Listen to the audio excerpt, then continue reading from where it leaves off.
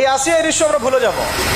এই যে মেয়েটা কাতরাতে কাতরাতে মারা গেল আজকে, বেশি দিন সময় লাগবে না, 1 মাস 2 মাস হাইয়েস্ট 3 মাস।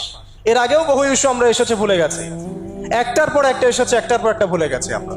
আপনারা দেখে নিয়েন 3 মাসের মধ্যে এই মেয়েটাকে সবাই ভুলে যাবে এবং যাবো ভবিষ্যতে। লিখে নেন আপনারা, এই বাচ্চার কথা কেউ মনে রাখবে না, এই বাচ্চাটার কথা কেউ মনে রাখবে না। 3 মাস পরে, 6 মাস পরে, 1 বছর পরে আরো নতুন ইস্যু আসবে, আরো নতুন পাপ হবে, আরো বড় বড় ঘটনা ঘটবে। এরপরে মানুষ এই বাচ্চাটাকে ভুলে যাবে। এই বাচ্চাটা কি তার মৃত্যু যন্ত্রণা ভুলতে পারবে? তার সম্মানহানি ভুলতে পারবে? তার পিতামাতাকে ভুলতে পারবে? এখন প্রশ্ন হচ্ছে, তার পিতাকেও যদি আমরা জিজ্ঞাসা করি, ইসলামে রেপের শাস্তি হচ্ছে মৃত্যুদণ্ড, আর ব্যভিচারের শাস্তি হচ্ছে অর্ধেক কোমর পর্যন্ত পুঁতে পাথর নিক্ষেপ করে হত্যা করা। এবং বিবাহিত ব্যক্তি হলে এই শাস্তি, অবিবাহিত হলে 100 বেত্রাঘাত, 1 বছরের নির্বাসন এবং সমাজ থেকে বয়কট করা, আর ধর্ষণ হলে সরাসরি মৃত্যুদণ্ড। 3 মাস সময় লাগার কথা না, 3 দিনের মধ্যেই করা সম্ভব। এটা শরিয়া আইন, এটা আল্লাহ রাব্বুল আলামিনের শরিয়া বিধান। এখন তারাও কি এটাতে রাজি হবে? যারা শোক প্রকাশ করছেন তারা কি এই বিধানটা কার্যকর করতে রাজি হবেন? যে ধর্ষককে সবার সামনে প্রকাশ্যে মৃত্যুদণ্ড দেয়া হোক, শরিয়া আইন কার্যকর করা হোক? রাজি হবেন না। কারণ আপনারা বলবেন এটা করতে গেলে বাংলাদেশ থেকে মৌলবাদী রাষ্ট্র হয়ে যাবে। তো সমস্যার গোড়ায় আপনারা যেতে চান না, ডালপালা নিয়ে নাড়াচাড়া করেন। জেনা ফ্রি মিক্সিংটাকে উন্মুক্ত করে দেয়া হলো, ছেলে মেয়ের অবাধ বিচরণটাকে উন্মুক্ত করে দেয়া হচ্ছে। একটা চরম ক্ষুধার্ত মানুষদের সামনে যদি আপনি খাবারকে উন্মুক্ত করে রাখেন, এরপরে যদি কেউ জোর করে খাবার খেয়েও ফেলে, শুধু কি আপনি খাদকের দোষ দিবেন? পুরো সিস্টেমটাই দায়ী, পুরো সিস্টেমটাই দায়ী এখানে। আপনি নারী পুরুষকে অবাধ মেলামেশা দিয়েছেন, ফ্রি মিক্সিং এ দিয়েছেন, একদম ছোটবেলা থেকেই, স্কুল লাইফ থেকে, কলেজ লাইফ থেকে, ইউনিভার্সিটি লাইফ থেকে, জব সেকশনে, এমনকি রাজনীতি করতে গেলেও কর্পোরেট সেকশনে, ব্যবসায়িক সেকশনে, অফিস আদালতে, সব জায়গায় ফ্রি মিক্সিংকে অবাধভাবে আপনি উন্মুক্ত করে দিয়েছেন, আমরা উন্মুক্ত করে দিয়েছি। এর উপরে ছড়িয়ে দিয়েছি পর্নোগ্রাফি। পর্নোগ্রাফি সবার ফোনে ফোনে। পর্নোগ্রাফি দেখতে থাকলে একটা মানুষ বাচ্চাকে না, কয়েকদিন পরে পশুর সাথেও জেনা করতে পারে। যদি সামনে দেখেন যে মানুষ পশুর সাথে জেনা করেছে, আপনার অবাক হতে পারেন, আমি অবাক হব না। কারণ পর্নোগ্রাফি মানুষকে পশুর সাথেও জেনা করতে শেখাবে। বাচ্চা তো কিছুই না।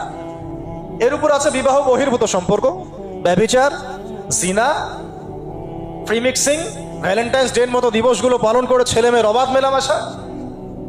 আর এই জেনাগুলোকে আমরা বলছি কাছে আসার গল্প, যেখানে ওর উপরে 100 বেত্রাঘাতের শাস্তি অলরেডি মজুদ হয়ে গেছে। আর কতগুলো যে জেনা হয়েছে এটা তো আল্লাহ পাক ভালো জানেন। একটা দুইটা তো করে নাই, একটার পর একটা চেঞ্জ করেছে। বিবাহিত ব্যক্তি পর্যন্ত অন্যের স্ত্রীর সাথে জেনা করেছে।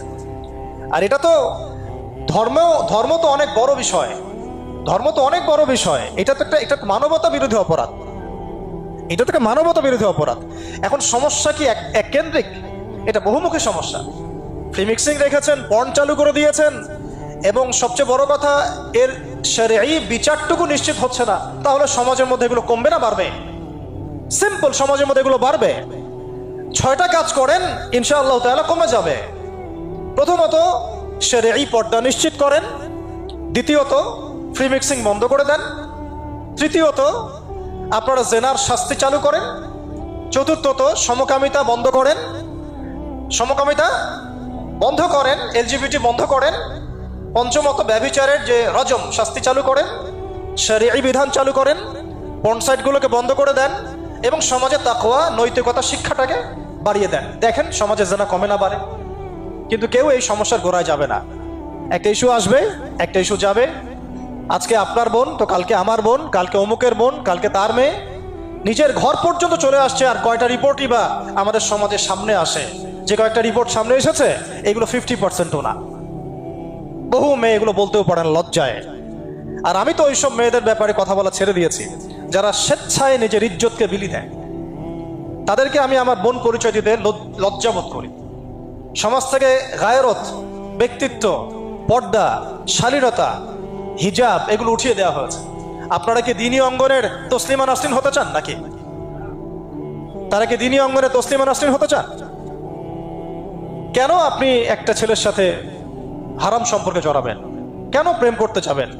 কেন আপনি তার সাথে বাইকে করে ঘুরতে যাবেন? কেন আপনি আপনার বন্ধুদের সাথে ফ্রি মিক্সিংয়ে ঘুরতে চলে গেলেন, 3 দিনের রাস্তা, 7 দিনের রাস্তা, 10 দিনের রাস্তা, অথচ আপনার উপর হজও ফরজ না মাহারাম ছাড়া।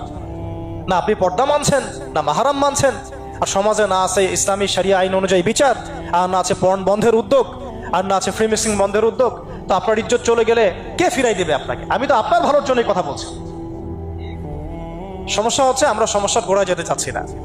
আজকে এই কথাটা আমি এখানে বলতে চাই নাই, শুধু কথা প্রসঙ্গে চলে আসছে যে এই যে মেয়েটা কাতরাতে কাতরাতে মারা গেল আজকে, আপনারা দেখে নিয়েন 3 মাসের মধ্যে এই মেয়েটাকে সবাই ভুলে যান। সমস্যার গোড়ায় আসেন। সমস্যার গোড়া হচ্ছে আল্লাহর জমিনে আল্লাহর দ্বীন ইসলাম বাস্তবায়ন না হওয়া পর্যন্ত এই মানবতার মুক্তির কোনো রাস্তা নাই। আল্লাহর কসম করে বলতেছি, আল্লাহর জমিনে ইসলাম, কোরআন, সুন্নাহ, রাসূলের আদর্শ বাস্তবায়ন হওয়ার আগ পর্যন্ত এই জাতির স্বাধীনতা বলে কোনো শব্দ নাই, এই মানবতার মুক্তির কোনো পথ নাই। কেউ আমরা স্বাধীন না।